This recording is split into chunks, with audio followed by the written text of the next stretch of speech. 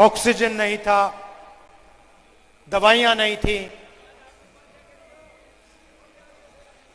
लाशों के ढेर पड़े हुए थे और देश के प्रधानमंत्री ने कहा, भाइयों और बहनों थाली बजाओ।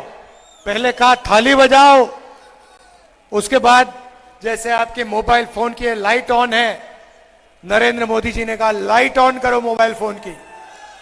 जब आप चुनाव लड़ रहे थे तो आप बन गए ओबीसी, और जब ओबीसी की जाति जनगणना करवाने की बात आई तो हिंदुस्तान में सिर्फ एक जात है, गरीब। क्यों? अगर जाति जनगणना में आ गया कि पिछड़ों की आबादी 50% है,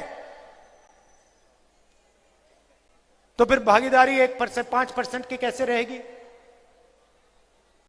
फिर भागीदारी बढ़ानी पड़ेगी।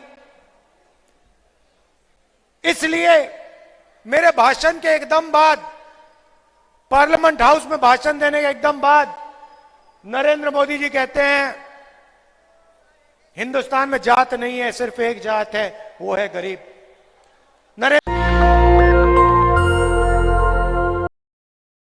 आपको याद होगा कुछ साल पहले कोविड आया, सबके घर में कोई ना कोई बीमार हुआ। देश में लाखों लोग मर रहे थे, ऑक्सीजन नहीं था, दवाइयां नहीं थी,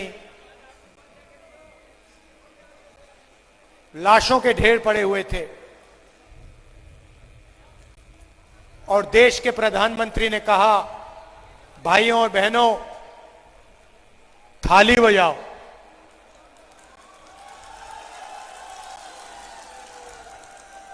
पहले कहा थाली बजाओ, उसके बाद जैसे आपके मोबाइल फोन की लाइट ऑन है, नरेंद्र मोदी जी ने कहा लाइट ऑन करो मोबाइल फोन की।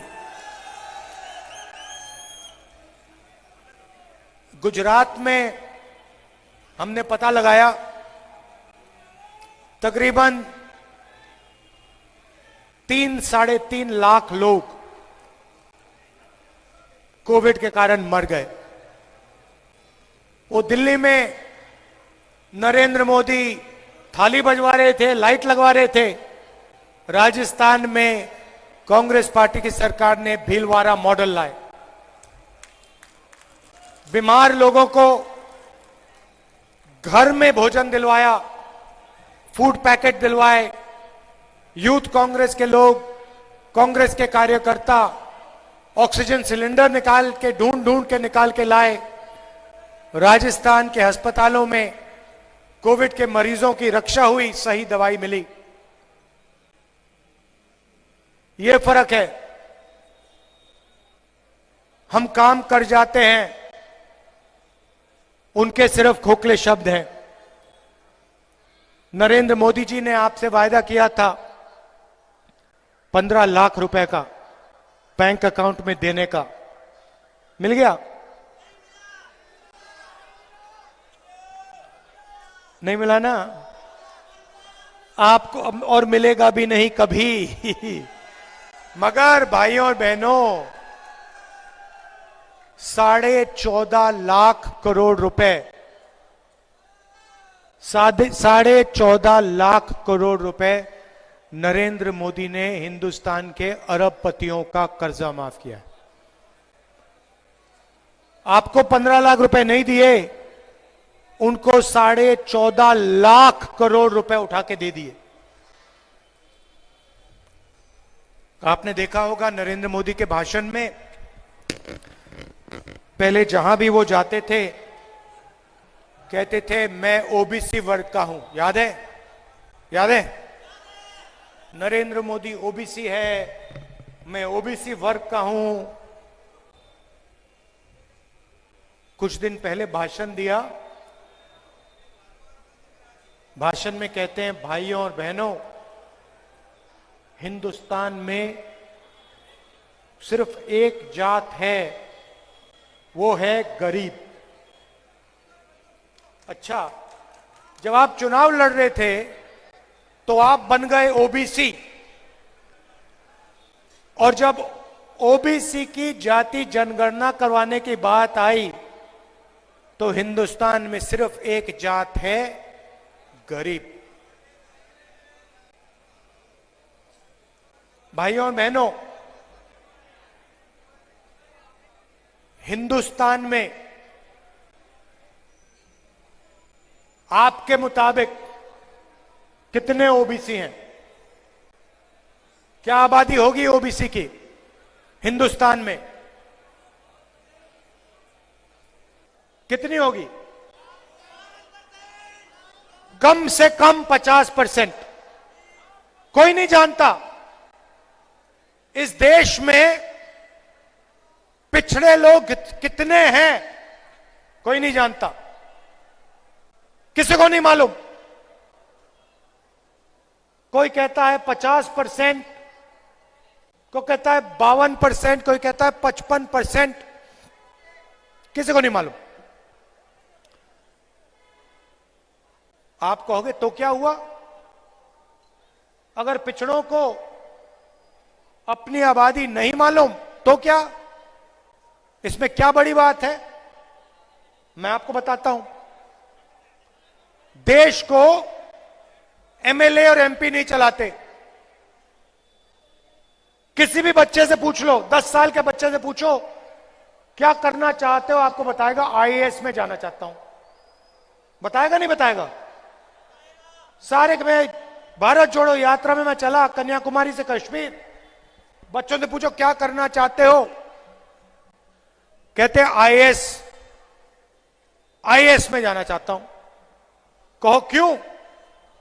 बच्चे कहते हैं देश को तो वो चलाते हैं। एमएलए 5 साल के लिए चुना जाता है, एमएलए बदल जाते हैं, आईएएस ऑफिसर कभी नहीं बदलता। एक बार आईएएस ऑफिसर बन गया, मानो बन गया, खत्म हो गया काम। देश को आईएएस ऑफिसर चलाते हैं। हिंदुस्तान के बजट को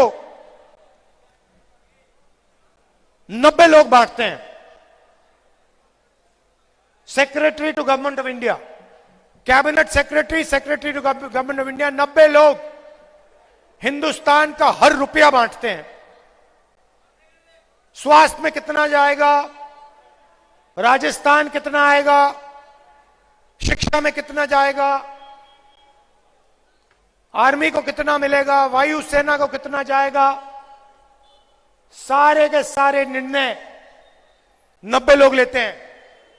मैंने पार्लियामेंट में सवाल पूछा, मोदी जी आप कहते हो ओबीसी की सरकार है, 90 में से ओबीसी कितने? आबादी 50%, 90 में से 45 होने चाहिए। अगर आबादी 50 है, पता नहीं ज्यादा भी हो सकती है। भाइयों और बहनों, सच्चाई क्या है?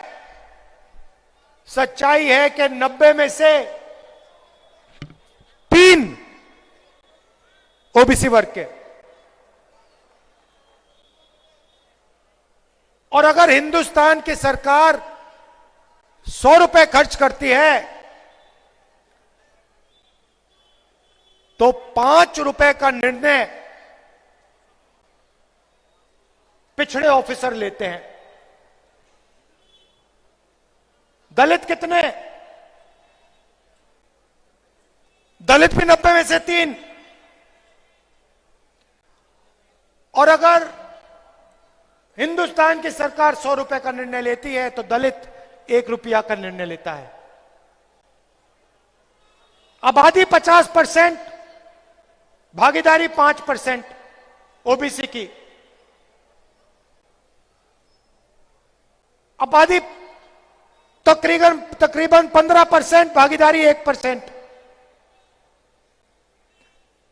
और सुनिए,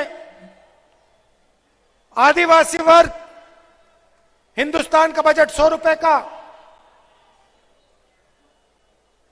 आदिवासी वर्ग 10 पैसे का निर्णय लेता है। कहां है भागीदारी ओबीसी की? कहां है भागीदारी दलित की? कहां है भागीदारी आदिवासी की? यह सवाल मैंने नरेंद्र मोदी के सामने पार्लियामेंट हाउस में पूछा। अब नरेंद्र मोदी नहीं चाहते और बीजेपी के लोग नहीं चाहते कि देश के पिछड़े लोगों को पता लग जाए उनकी आबादी कितनी। क्यों?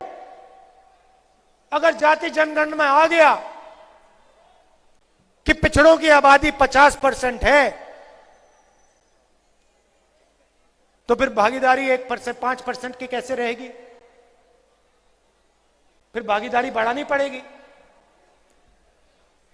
इसलिए मेरे भाषण के एकदम बाद, पार्लियामेंट हाउस में भाषण देने के एकदम बाद नरेंद्र मोदी जी कहते हैं हिंदुस्तान में जात नहीं है, सिर्फ एक जात है, वो है गरीब। नरेंद्र मोदी जी, आप 12 करोड़ की गाड़ी में घूमते हो, 12,000 करोड़ का आपका हवाई जहाज है, हर रोज नया कपड़ा पहनते हो, ओबीसी शब्द का आपने प्रयोग किया, मगर जब देश के ओबीसी को जरूरत पड़ी, उनको तब उनकी सच्ची शक्ति दिखाने का टाइम आया, तो आप कहते हो देश में ओबीसी है ही नहीं, देश में दलित है ही नहीं, देश में आदिवासी है ही नहीं, देश में जनरल कास्ट का गरीब है ही नहीं।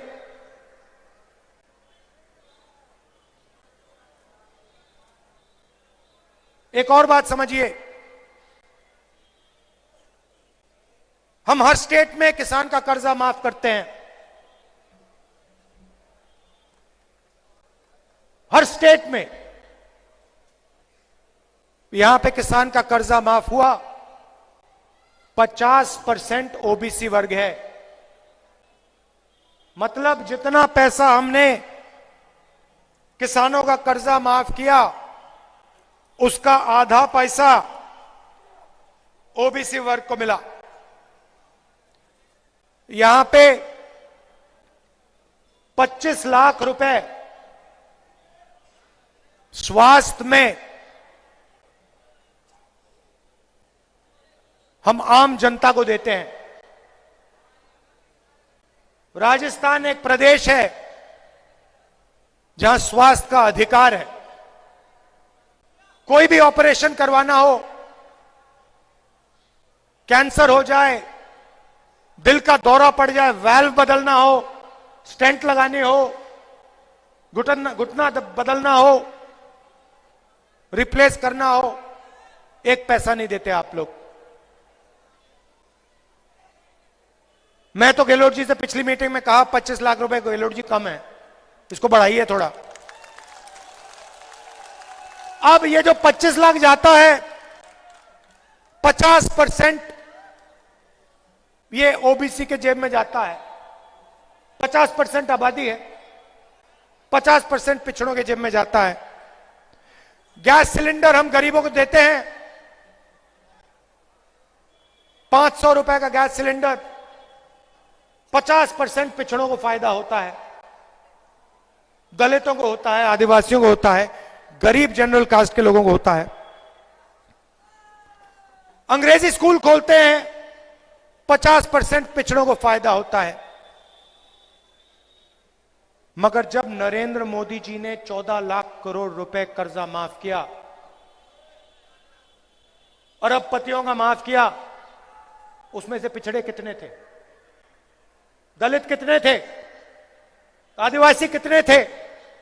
गरीब जनरल कास्ट के कितने थे? एक भी नहीं, एक भी नहीं था। मैं उनकी योजना के बारे में बताता हूं आपको। स्वास्थ्य बीमा योजना, नरेंद्र मोदी उसके बारे में बोलते रहते हैं। मैं आज स्वास्थ्य बीमा योजना आपको समझा देता हूं। पैसा कहां से आता है? जीएसटी से आता है। कौन देते हैं? गरीब जनरल कास्ट के लोग, दलित, आदिवासी, पिछड़े, पेट्रोल खरीदो जीएसटी, खाद खरीदो जीएसटी, पेस्टिसाइड खरीदो जीएसटी, बिजली का बिल अदानी जी को जाता है, शर्ट खरीदो जीएसटी। जितनी जीएसटी आप देते हो उतनी जीएसटी अदानी देता है। अगर हिंदुस्तान का गरीब व्यक्ति शर्ट खरीदता है और उसी शर्ट को अदानी खरीदता है, दोनों उतनी ही जीएसटी देते हैं। अगर हिंदुस्तान का गरीब किसान 1 लीटर पेट्रोल खरीदता है, अदानी 1 लीटर पेट्रोल खरीदता है, दोनों एक जैसी जीएसटी देते हैं। अगर ढाबे में अदानी खाए और गरीब व्यक्ति खाए, दोनों उतनी ही जीएसटी देंगे। तो जीएसटी का पैसा आप देते हो। नरेंद्र मोदी जी लाए फसल बीमा योजना, 20,000 करोड़ रुपए सेंट्रल गवर्नमेंट ने दिए, जीएसटी का पैसा आपका पैसा। 10,000 करोड़ रुपए स्टेट ने दिए, जीएसटी का पैसा आपका पैसा। 5,000 करोड़ रुपए किसान ने अपने जेब से दिए, 35,000 करोड़ रुपए। 35,000 करोड़ रुपए नरेंद्र मोदी जी ने 16 कंपनियों को दिया सीधा। उनमें ना एक ओबीसी है, ना एक गरीब जनरल कास्ट का है, ना एक दलित, ना एक आदिवासी। 35 करोड़ रुपए 16 कंपनियों को दे दिए। लाखों रुपए की उनकी सैलरी, करोड़ों रुपए की सैलरी। और जब किसान को जरूरत पड़ती है, तूफान आता है, उसका नुकसान होता है, ओला गिरता है, किसान ईमेल लिखता है, फोन लगाता है, भैया हमारा नुकसान हो गया, हमारा बीमा का पैसा है, दे दो। किसान का पैसा, जीएसटी का पैसा, कंपनी कहती है भैया नहीं मिलेगा आपको, आपका तो नुकसान ही नहीं हुआ। यह है नरेंद्र मोदी की योजना। और यह सिर्फ फसल बीमा योजना नहीं है, इनकी सब योजनाएं ऐसी हैं। जीएसटी से आपका पैसा किसी बड़े कॉन्ट्रैक्टर को मिलता है, अदानी को मिलता है, किसान को, मजदूर को, गरीबों को 1 रुपया नहीं मिलता। 5 साल पहले गहलोत जी से मैंने साफ कह दिया था, गहलोत जी जितना पैसा बीजेपी की सरकार ने अदानी जैसे लोगों को दिया है, उतना पैसा आप राजस्थान के गरीब लोगों के बैंक अकाउंट में डालिए। और मैं बता रहा हूं, अभी हमने शुरू किया है, अभी आपने कुछ नहीं देखा, कुछ नहीं देखा आपने। मैं बता रहा हूं, जितने पैसे इसने अदानी को दिए हैं, उतने पैसे मैं हिंदुस्तान के गरीब के हाथ में डालूंगा। एक एक पैसा नहीं छोड़ूंगा। और आप जानते हो, मैं नरेंद्र मोदी नहीं हूं, झूठे वायदे नहीं करता हूं। एक बार बोल दिया तो करके दिखाता हूं। कांग्रेस ने इस चुनाव में 7 गारंटी दी हैं। आप देखिए, इसमें से अरबपतियों को हमने क्या दिया, बता दो मुझे। राजस्थान की हर महिला, हर परिवार की एक महिला को राजस्थान की सरकार हर साल बैंक अकाउंट में 10,000 रुपए डाल के देगी। गरीबों को गैस सिलेंडर 500 रुपए का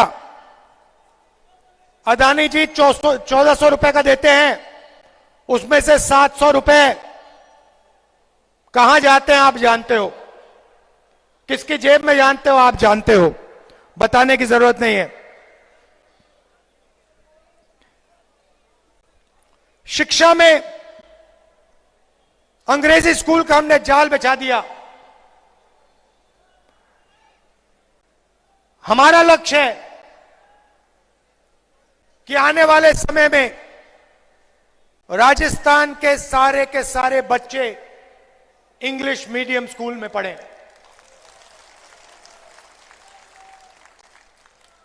फायदा 50% पिछड़ों को।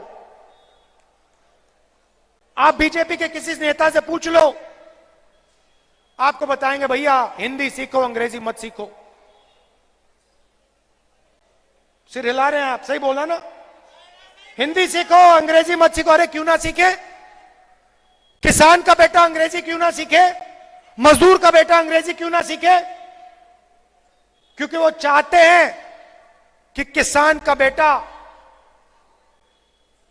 सबसे अच्छी नौकरियां ना ले जाए। वो कॉल सेंटर में काम करना चाहते हैं, अपने बेटे को एंटरप्रेन्योर बनाना चाहते हैं, स्टार्टअप करवाना चाहते हैं। उनके बच्चे कॉल सेंटर में काम करें, उनके बच्चे अमेरिका में जाके बिजनेस खोलें, और किसान के बच्चे, मजदूर के बेटे बेटियां मजदूरी ही करते रहे। नहीं, हम चाहते हैं कि बड़ा से बड़ा सपना किसान का बेटा देखे, मजदूर का बेटा देखे, छोटे दुकानदार का बेटा देखे, अंग्रेजी पढ़े।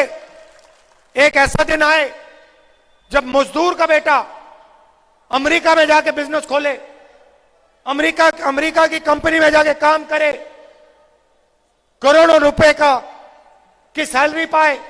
हम ऐसा हिंदुस्तान चाहते हैं। ये दो हिंदुस्तान नहीं चाहिए हमें।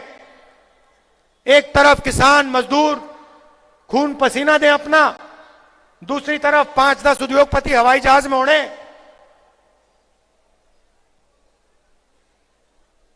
लाखों रुपए हर रोज खर्च करें। ऐसा हिंदुस्तान नहीं चाहिए हमें। यह मैं आपसे कहना चाह रहा था। राजस्थान में गरीबों की सरकार बनाइए। जो भी हम योजना लाए हैं, स्वास्थ्य की योजना हो, महिलाओं को पैसे देने की योजना हो, यह सारी की सारी योजना बीजेपी बंद कर देगी। हम आपके लिए ओल्ड पेंशन स्कीम लाए, बीजेपी ने रद्द कर दिया। आप आए हमारे पास, सरकारी ऑफिसर आए, आपने कहा देखिए हमें तो अपना ओल्ड पेंशन स्कीम अच्छा लगता है। आपकी आवाज सुनी और आपको पुराना पेंशन स्कीम हमने वापस दिया, राजस्थान में दिया। आप याद रखिए, बीजेपी की सरकार आएगी तो आपका ओल्ड पेंशन स्कीम हवा में उड़ जाएगा, गायब हो जाएगा। हम गरीबों की सरकार चलाते हैं। और मैंने आपसे कहा अभी शुरुआत है, राजस्थान पहला कदम है। दिल्ली की सरकार आएगी तो फिर देखना गरीबों के लिए कांग्रेस पार्टी क्या करती है। ये जो जाति जनगणना है, मैंने मन बना लिया है, राजस्थान की सरकार आएगी, कास्ट सर्वे यहां पे हो जाएगा, पूरा होगा। और पिछड़ों को हम बता देंगे आपकी इतनी आबादी, आपकी इतनी भागीदारी। और देश में सरकार आएगी, पूरे देश में जाति जनगणना होगा, कांग्रेस पार्टी की गारंटी है। नरेंद्र मोदी कुछ भी बोले, एक जात है, गरीब जात है, वो बोले, जब वो बोले वो जाने। हम जाति जनगणना करके दिखा देंगे। एक क्रांतिकारी ऐतिहासिक निर्णय है।